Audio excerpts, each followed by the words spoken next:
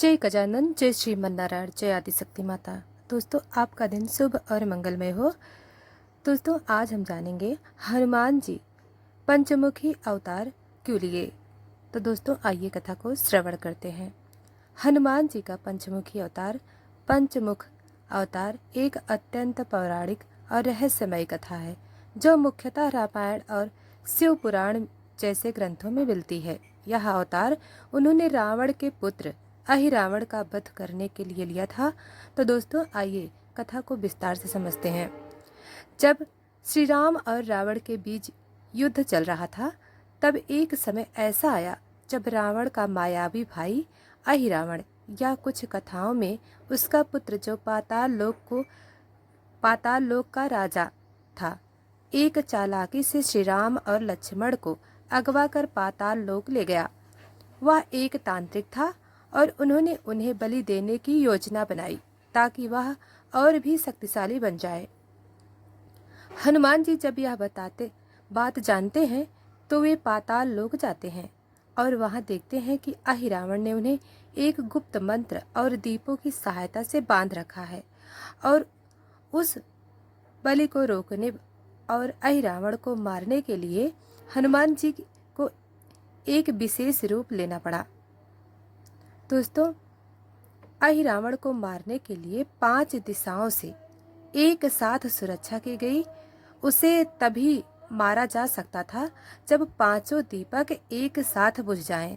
इस कारण हनुमान जी ने एक साथ 5 मुखों वाला रूप धारण किया, जिससे वह 5 दीपकों को एक ही समय में बुझा सके। दोस्तों, अब आइए जानते हैं 5 मुख कौन कौन से थे और उनका क्या महत्व है। पूर्व दिशा हनुमान मुख, यह उनका मूल सबसे प्रसिद्ध मुख है, जो बल, शक्ति और साहस का प्रतीक है। दक्षिण दिशा नरसिंह मुख, यह मुख राक्षसों का नाश करने वाला, अत्याचारी को विनाश करने वाला है। नंबर 3 पश्चिम दिशा गरुड़ मुख, यह मुख विष, नाग और बंधन से मुक्त देने वाला है। नंबर 4 उत्तर दिशा बारह मुख, यह मुख पृथ्वी की रक्षा करने और राक्षसों का विनाश करने के लिए है।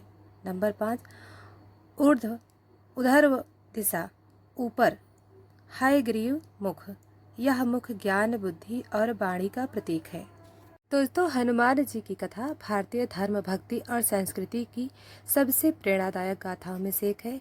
वे भगवान शिव के 11वें रुद्र अवतार माने जाते हैं और उनकी भक्ति, शक्ति, बुद्धि और निष्ठा के कारण वे सबके प्रिय हैं। तो दोस्तों, आइए जानते हैं उनके जीवन की प्रमुख घटनाओं की कथा। हनुमान जी का जन्म अंजना और केसरी के घर हुआ था। अंजना एक अप्सरा थी जो श्रापवश वानरी थी। कहा जाता है कि वायुदेव, पवन देव के आशीर्वाद से अंजना ने हनुमान को जन्म दिया, इसलिए हनुमान को पवन पुत्र भी कहा जाता है। बचपन में हनुमान इतने शक्तिशाली थे कि उन्होंने सूर्य को लाल फल समझकर निगल लिया। इससे सारा संसार अंधकारमय हो गया। तब इंद्रदेव ने वज्र से उन पर प्रहार किया, जिससे उनकी ठोड़ी हनु पर चोट लगी। इस कारण उनका नाम हनुमान पड़ा। इंद्र के प्रहार से क्रोधित होकर पवन देव छिप गए और हवा बंद हो गई, जिससे सारे जीव संकट में आ गए।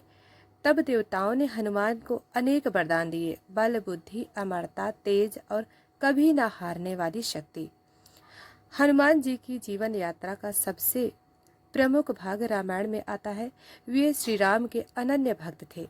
हनुमान जी की मुलाकात श्री राम से तब होती है जब राम रावण से सीता माता की खोज में थे। हनुमान जी ने राम को पहचानते ही उन्होंने अपना सब कुछ समर्पित कर दिया। हनुमान जी समुद्र पार करके लंका पहुंचे और वहां अशोक वाटिका में सीता माता को ढूंढ निकाला। उन्होंने राम की अंगूठी सीता माता को दी और उनका संदेश लेकर आए। रावण के दरबार में पकड़े जाने पर हनुमान जी की पूंछ में आग लगाई गई। उस पूंछ से उन्होंने पूरी लंका को जला दिया, पर सीता माता को कोई क्षति नहीं पहुंचाई। जब लक्ष्मण मूर्छित हुए थे, तब हनुमान जी द्रोणगिरी पर्वत से संजीवनी बूटी लेकर आए। उन्होंने पूरा पहाड़ ही उठा लिया, क्योंकि वे सही बूटी नहीं पहचान पाए थे। राम के अयोध्या लौटने के बाद भी हनुमान जी उनके साथ रहे।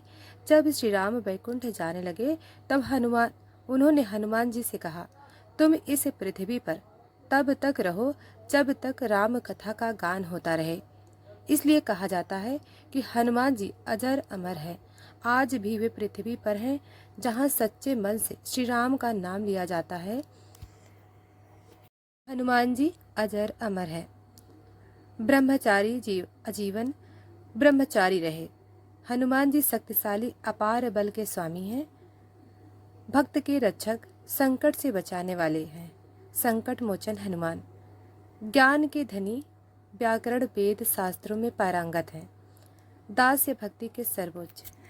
दोस्तों अब आइए सुनते हैं हनुमान जी की रहस्यमयी परीक्षा और कलयुग से युद्ध। राम राज्य समाप्त हो चुका था। कलयुग धीरे धीरे धरती पर पांव पसार रहा था। एक बार कलयुग ने सोचा कि अगर हनुमान जी जैसे बलवान और अमर देवता धरती पर रहेंगे तो उसका प्रभाव कभी पूरी तरह से नहीं फैल पाएगा। कलयुग ने एक योजना बनाई। उसने एक साधु का रूप लिया और हनुमान जी के समक्ष पहुंचा। साधु कलयुग ने कहा, हे वीर बजरंगबली, आपके बल और भक्ति की कहानियां सुनी हैं, पर क्या आप आज भी उतने ही बलशाली हैं? हनुमान जी मुस्कुराते हुए बोले, मैं बल का प्रदर्शन नहीं करता, केवल सेवा करता हूँ। साधु बोला, तो क्या आप मेरी एक परीक्षा दे सकते हैं?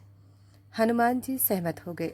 साधु ने कहा, आपको आज की रात एक गुफा में 1 घंटा बिताना होगा। वहाँ आपको कोई नहीं मिलेगा, केवल आपके मन के विचार होंगे।